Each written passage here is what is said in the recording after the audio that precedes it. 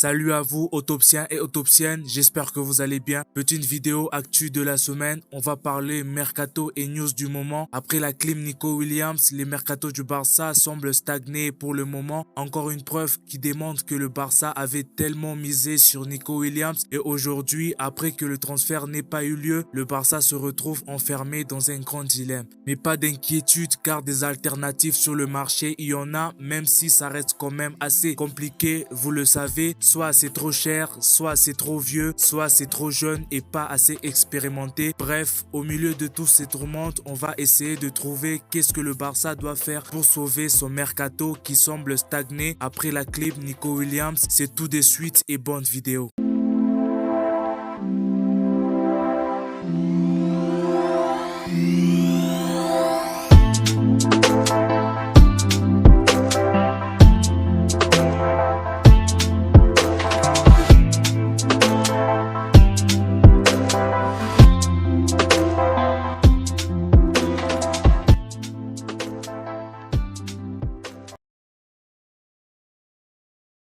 Déjà, avant, il faut chercher à comprendre quelles sont les priorités du Barça en ce début de mercato d'été ou encore quels sont les objectifs fixés par le Barça pour ce début de mercato d'été. Il faut savoir qu'il y a 3 postes que le Barça voulait absolument renforcer cet été, des postes assez faibles en concurrence ou des postes qui nous ont coûté l'élimination en Ligue des Champions par des blessures par exemple. Et parmi ces postes-là, on compte celui de gardien de but, le poste de latéral gauche ou latéral droit, donc une doublure à Alejandro Balde qui se blesse pas mal quand même, le poste d'ailier gauche, d'où l'intérêt du Barça pour Nico Williams. Et la priorité du Barça était d'abord recruter un gardien de but, donc ça c'est déjà fait avec l'arrivée de Johan Garcia. Et ensuite le Barça a décidé de se concentrer sur celui de l'aile gauche et dans ce cas, 2 noms avaient émergé, celui de Luis Diaz en premier qui était la priorité de Deco et celui de Marcus Rashford comme alternative en cas d'échec sur le dossier Luis Diaz. Donc Nico Williams n'était même pas d'actualité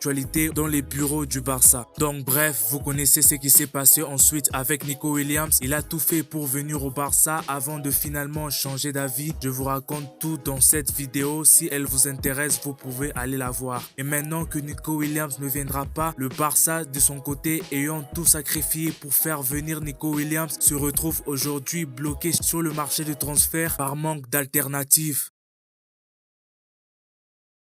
Pendant ce temps, du côté de Luis Diaz, ça a pas mal avancé car il aurait eu des contacts avec le Bayern de Munich avec qui il serait convenu sur un accord personnel. Pour l'instant, rien d'avancé, mais cet accord fait suite à une polémique qui vise Luis Diaz comme quoi il aurait préféré aller dans une fête que d'aller aux funérailles de son coéquipier mort. Ça ne sent pas bon tout ça, donc du côté de Luis Diaz, on vise désormais un départ. Et la priorité de Luis Diaz serait de rejoindre le Barça en cas de départ. Il aurait dit au Barça qu'il patienterait et serait prêt à signer sans garantie d'inscription et sans clause de non-inscription, donc sans clause qui lui permette de signer dans un autre club s'il ne parvenait pas à être inscrit par le Barça avant le début de saison, un peu comme l'a fait des joueurs comme Dani Olmo, Jules Koundé et encore Rafinha, chose que l'agent de Nico Williams avait exigé au Barça. On apprend aussi que Luis Diaz serait le favori de Deco, il redevient le premier choix après l'échec du transfert de Nico Williams et Luis Diaz a d'ailleurs toujours été le premier choix de Deco, même lors des négociations avec Nico Williams. Mais pour l'instant, Barcelone va retarder les contacts pendant des jours ou des semaines en raison de l'atmosphère qui règne à Liverpool après la mort de Diogo Jota. Ce n'est pas tout car on apprend encore une fois que Liverpool laissera partir Luis Diaz s'ils reçoivent une offre environ 82 millions d'euros, un montant que Barcelone ne souhaite complètement pas payer vu l'âge du joueur quand même, aussi bon soit-il, c'est assez logique. Et de son côté, l'agent de Luis Diaz fait pression pour inclure partiellement une clause d'indemnisation qui obligerait le Barça à payer une somme importante si le joueur n'est pas recruté. Donc en gros, si Luis Diaz n'est pas recruté, le Barça doit payer une certaine somme à l'agent du joueur et à Luis Diaz pour les efforts que le joueur a fait pour rejoindre le Barça. Cette exigence ajoute un obstacle supplémentaire à une négociation qui s'annonce déjà très complexe. Voilà où en est le dossier Luis Diaz pour le moment. En entre le Bayern de Munich qui s'interpose, Liverpool qui veut pas moins de 80 millions d'euros et l'âge de Luis Diaz qui fait quand même refroidir le Barça. Les négociations vont être difficiles, mais ça, on a l'habitude. Je vous tiens au courant d'ici là, donc si ce n'est pas déjà fait, je te demande de mettre un pouce bleu et surtout de t'abonner pour me donner de la force à continuer avec des vidéos comme celle-ci. Il y en aura beaucoup sur la chaîne et surtout que c'est gratuit et ça me soutient beaucoup. Merci à ceux qui le font, ça fait progresser vraiment la chaîne et on continue avec la vidéo.